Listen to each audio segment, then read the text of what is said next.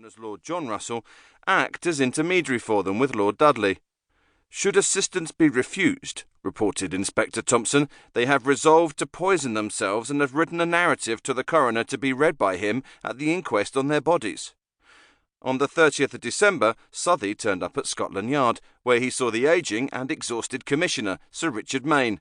He also wrote another long letter to Earl Russell, telling his tale and informing him that the dread means to escape their ruined and hopeless existence had already been purchased. The 72-year-old Foreign Secretary was one of Queen Victoria's two terrible old men, the other being her Prime Minister, Lord Palmerston. Russell now exercised the same principles he employed with regard to the American Civil War and that long-running territory dispute, the Schleswig-Holstein question, those of non-intervention, and there the matter rested, for the moment. That year of 1864 had been one of the better ones for the Metropolitan Police, despite an increase in crime due to the cessation of transportation. The detective branch particularly had shone after 33-year-old Inspector Richard Tanner had dashed across the Atlantic to waylay and arrest the first railway murderer, Franz Müller, who was crossing on a slower ship. Launched in 1842, 13 years after the birth of the Metropolitan Police, the detective branch operated from Scotland Yard, although by now there were a few detectives out on the divisions.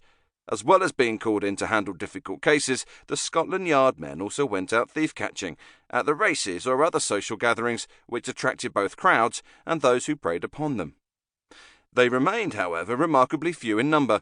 At the outset only 8 had been appointed, 6 sergeants and 2 inspectors. By 1865 there were 11, 2 more sergeants and 1 more inspector. The popularity of this select group, like that of the rest of the force, waxed and waned in line with their efficiency, or rather their perceived efficiency, or lack of same. The detectives were famous not only because their names were invariably mentioned whenever their cases were reported in the newspapers, and most cases were reported in remarkable detail, but also due to the fact that the detective branch had been taken up by Charles Dickens. In 1850, he had invited several of them to his household words office, plied them with brandy and cigars, and later retold, with obvious admiration and approval, their tales of pursuit and capture. They were upright men who nonetheless gave the impression of habitually living lives of strong mental excitement, he told his readers. The last of Dickens' detectives, former labourer, Inspector Jonathan Witcher, said to be the most brilliant of them all, had in fact only just retired, suffering from mental depression arising from congestion of the brain. Inspector Thompson was typical of the second-generation detectives, taken on as much for his education and linguistic abilities as for any thief-taking skills. Born in Turkey of a Scottish businessman father and an Italian mother of some social standing, he had been brought up to speak English, French, Italian and Greek. His first employment had been concerned with the new science of electricity, his second as an assistant secretary to an Indian prince. In 1855, the prince had returned to Calcutta, so the following year, partly from choice, partly from necessity, Thompson joined the Metropolitan Police as a constable. He didn't stay long, however, leaving the following year to join the Devon Constabulary and later transferring to Hampshire.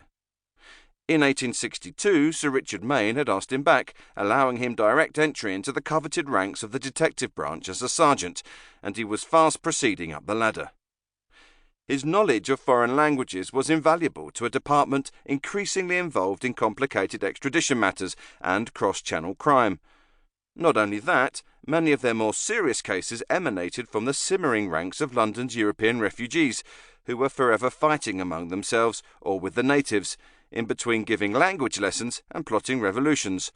Plotters in an 1857 assassination attempt on the French Emperor had their bombs made in Birmingham and tested them in Putney until the neighbours complained. Ernest Southey re-entered the life of Sir Richard Mayne in April 1865, following the conclusion of the long and, for the police, disastrous Saffron Hill affair, of which more later.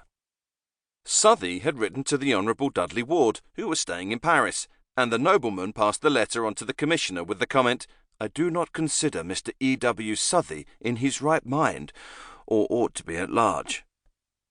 Sir Richard scribbled the pith of his reply on the back of an envelope, saying that Southey's conduct had been inquired into by police, who found there were no grounds for proceeding against him either for any legal offences or confinement as a lunatic. Furthermore, although clearly the work of a man obsessed, Southey's letter was